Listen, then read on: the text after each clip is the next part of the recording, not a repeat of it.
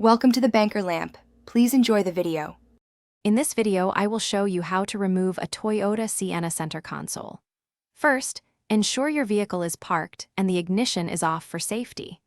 You'll need a few basic tools, primarily a 10mm socket wrench and some non-marring trim removal tools. This process involves detaching trim pieces, disconnecting electrical connections, and unbolting the console from the floor. Let's begin by removing the front cup holder section. Gently pull up on its front edge. It's held by clips and should pop free. Once lifted, you'll likely find an electrical connector for the cup holder lights. Carefully depress its tab and disconnect it. Now, use your 10mm socket wrench to remove the 2 bolts visible in this front area. Next, open the main storage compartment of your center console. You'll find a carpet liner at the bottom. Simply lift and remove it. This will reveal 2 more 10mm bolts. Unscrew these bolts to further loosen the console.